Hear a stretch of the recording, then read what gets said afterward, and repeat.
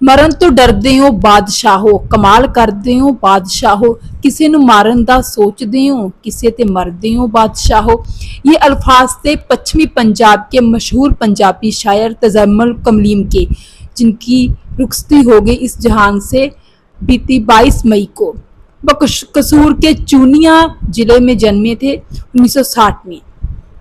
तजम्मुल कलीम 18वीं सदी के बाबा बुल्ले शाह के शहर से ही संबंधित थे, तो इसीलिए तजम्मुल कलीम का कहना था कि जो भी उनको रंग बाग लगा है उनकी ज़िंदगी में, वो बाबा बुल्ले शाह की ही बदौलत है।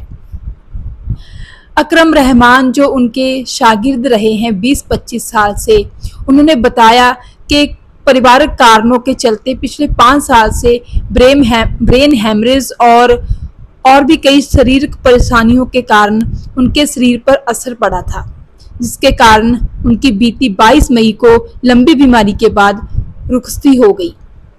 अगर उनकी किताबों की बात करें तो 1996 में उनका पहला काव्य संग्रह आया था, वो था बर्फां हेठ तंदूर। उसके बाद बेहड़े दा रुख 2010 में आया, हाण दी सूली 2012 में, चीकता मंजर 2017 में, कमाल करते हो बादशाहो, ये उनके किताबें थी जो कि उनमें पंजाबी भाषा में लिखी थी।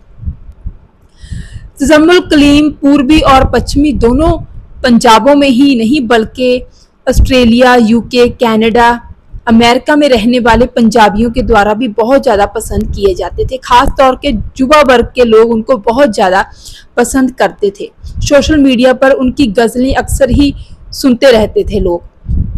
उनको ये श्रेय जाता है कि उन्होंने पंजाबी गज़ल को आधुनिक रूप दिया। उन्होंने बताया था कि उन्होंने उर्दू शायरी छोड़कर, उर्दू जुबान छोड़कर पंजाबी जुबान में लिखना क्यों शुरू किया था। तो उन्होंने बताया कि 1990 में उन्होंने मुनीर नियाज़ी, जो कि एक सुप्रसिद्ध शायर हैं उर्दू के, उनकी एक इंटरव्यू पढ़ी थी एक अखबार में।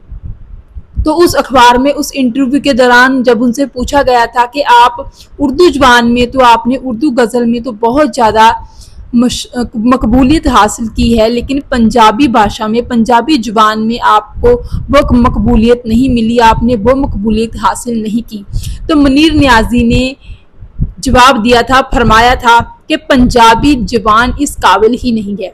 तो उस टाइम पे तजम्मुल कलीम को ये बात बहुत ज़्यादा खटकी थी। उन्होंने तभी से तय कर लिया था कि वो अपनी जुबान पंजाबी जुबान में ही लिखेंगे, और पंजाबी जुबान पर जो ये एक तोहमत लगती है कि पंजाबी जुबान जो है वो गवारों की जुबान है, इसमें अच्छा लिखा नहीं जा सकता, अच्छा साहित्य नहीं लिखा जा सकता, वो इस बात को झूठा साबित करके दिखाएंगे। और 1996 में ही उन्होंने ये बात साबित कर दी थी, जब उनका पहला काव्य संग्रह बर्फां हेठ तंदूर छपा था। उसके बाद ही उन्होंने पंजाबी भाषा को चरम सीमा पे, पंजाबी जुबान को चरम सीमा पे पहुंचा दिया था। तो इस तरह 1.5 दहाके पहले ही तजम्मुल कलीम भारत आते रहते थे और अपने बहुत सारे पंजाबी दोस्तों से भी मिलते रहते थे। गुरतेज कुहार वाला वो पंजाब के मशहूर गज़ल गो हैं, उनके साथ तजम्मुल कलीम की काफ़ी दोस्ती थी। वो बताते हैं कि तजम्मुल कलीम सीधी सादी जुबान में, पंजाबी जुबान में लिखते थे, जिसके कारण उनकी कई बार तो उनकी जो लिखी हुई गज़लें हैं वो मुहावरे बन जाती थी। इतनी ज़्यादा सादगी के साथ, सिंपलिसिटी के साथ वो लिखते थे।